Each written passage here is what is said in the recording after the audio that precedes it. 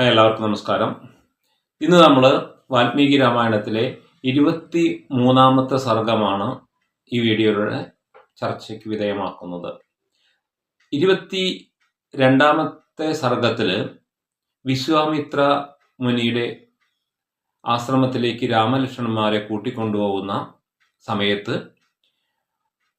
അദ്ദേഹം ബലയും അതിബലയും ഉപദേശിക്കുന്നതാണ് ചർച്ച ചെയ്തത്. തുടർന്ന് അന്ന് രാത്രി അവർ സരയൂ നദിയുടെ തീരത്ത് ഇലകൾ വിരിച്ചും അതിനു മുകളിൽ ദർഭപ്പുല്ല് വിരിച്ചിട്ടുണ്ടായ അങ്ങനെയുള്ള ഒരു മെത്തയിൽ അവർ ശയിച്ചു. അന്ന് രാത്രി മുഴുവൻ അവിടെ സുഖമായി അവർ ഉറങ്ങി. പിറ്റേ ദിവസം അതിരാവിലെ വിശ്വാമിത്ര മുനി ബ്രാഹ്മമുഹൂർത്തത്തിൽ ഉണർന്നു. എങ്ങനെയാണ് കുട്ടികളെ രാവിലെ വിളിച്ചുണർത്തേണ്ടത് എന്ന തത്വത്തെ കാണിക്കുന്ന സുപ്രഭാത ഗീതം നിങ്ങൾ കേട്ടിട്ടുണ്ടായിരിക്കും. കൗസല്യ സുപ്രജ രാമ എന്നുള്ള ആ ഗീതം അത് ഇവിടെയാണ് ആരംഭിക്കുന്നത്. എന്താണ് അവിടെ വിശ്വാമിത്ര മുനി പറയുന്നത്? നമ്മുടെ കുട്ടികളെ വിളിച്ചുണർത്തുമ്പോൾ സഭ്യഭാഷയിലായിരിക്കണം വിളിച്ചുണർത്തേണ്ടത്. നമ്മുടെ പല വീടുകളിലും ഇന്ന് കുട്ടികളെ ഉണർത്തുന്നത് അങ്ങനെയാണോ എന്ന് ചിന്തനീയമാണ്. എടാ എണീക്കട എന്നൊക്കെ പറഞ്ഞിട്ടാണ് നമ്മൾ സാധാരണ തുടങ്ങാറ്. പക്ഷെ ഇവിടെ വിശ്വാമിത്ര മുനി എത്ര ഉദാഹരണം, വളരെ സോഫിസ്റ്റിക്കേറ്റഡ് ആയിട്ട് വിളിക്കുകയാണ്. കൗസല്യയുടെ ഓമനകുമാര രാമ, നരസാർദൂല, ഉഷസന്ധ്യ ആരംഭിച്ചിരിക്കുന്നു അല്ലേ, വൈദികങ്ങളായ കർമ്മങ്ങൾ അനുഷ്ഠിക്കേണ്ട സമയമായിരിക്കുന്നു, അല്ലെങ്കിൽ ദിനകൃത്യങ്ങൾ ചെയ്യേണ്ട സമയമായിരിക്കുന്നു. കൗസല്യ സുപ്രജ രാമ അല്ലേ, നമ്മുടെ ഉഷസന്ധ്യ ആരംഭിച്ചിരിക്കുന്നു അല്ലേ. അതുകൊണ്ട് അത്തരം ദിനകൃത്യങ്ങൾ ചെയ്യേണ്ട സമയം ആസന്നമായിരിക്കുന്നു. ഉത്തിഷ്ഠ ഉത്തിഷ്ഠ നരസാർദൂല, എണീക്കൂ എണീക്കൂ എന്നാണ് വളരെ സൗമ്യമായി വിശ്വാമിത്ര മുനി വിളിച്ച് ഉണർത്തുന്നതാണ് ഈ സുപ്രഭാത ഗീതം. പലപ്പോഴും നമുക്ക് രാവിലെയെല്ലാം പല സ്ഥലങ്ങളിലും കേൾക്കാറുണ്ട്. അങ്ങനെ മഹർഷിയുടെ അത്യുദ്ധാരമായിരിക്കുന്ന വാക്ക് കേട്ട് ഈ നരോത്തമന്മാരായ വീരന്മാര് കുളിച്ച് ശുദ്ധിയായി അവര് ദിനകൃത്യങ്ങളെല്ലാം ചെയ്തു, പ്രഭാത കർമ്മങ്ങളെല്ലാം ചെയ്തു.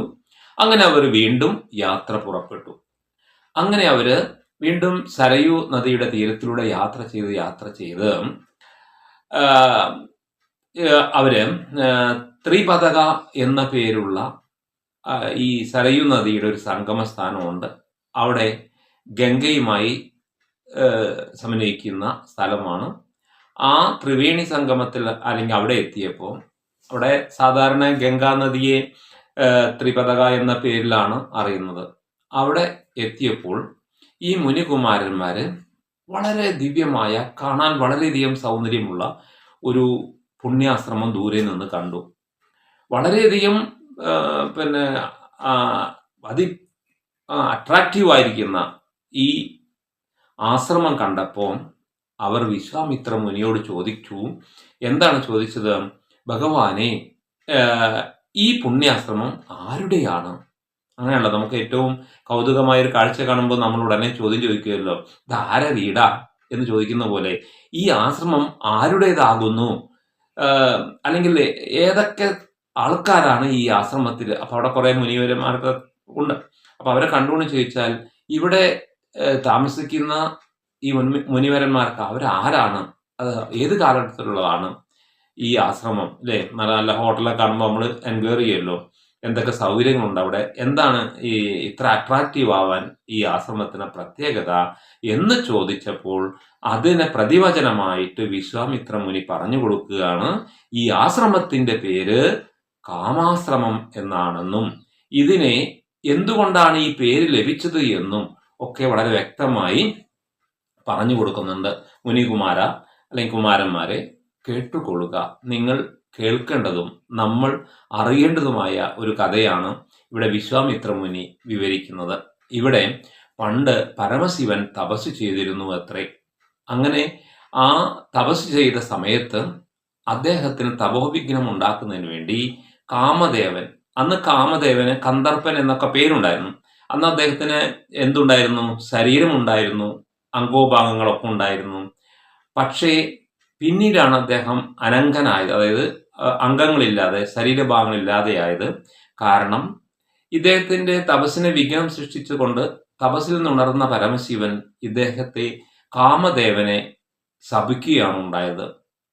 ആ ശപിച്ച സ്ഥലമാണ് ഇത്. എൻ്റെ തപസ്സിന് വിഘ്നം വരുത്തിയത് നിനക്ക് എന്ത് ചെയ്യണം, നിന്റെ അംഗങ്ങളൊക്കെ ചെതറിപ്പോട്ടെ എന്ന് ശപിച്ചു. അങ്ങനെ കാമദേവന് ശരീരമില്ലാതായി ഇവിടെ വെച്ച്.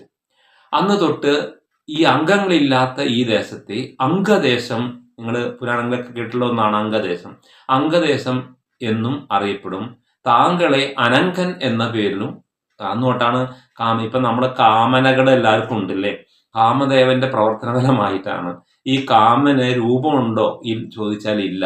കാരണം അന്ന് തൊട്ട് കാമദേവൻ, അവന് ദേവനായിരുന്നു കന്ദർപ്പൻ, അന്ന് തൊട്ട് അദ്ദേഹത്തിന് അംഗങ്ങളില്ലാത്തതുകൊണ്ട് അനങ്കന. അപ്പൊ നമ്മളിലൊക്കെ കാമദേവന്റെ അല്പം പ്രവർത്തനങ്ങളൊക്കെ നടക്കുന്നുണ്ട് എല്ലാവരിലും.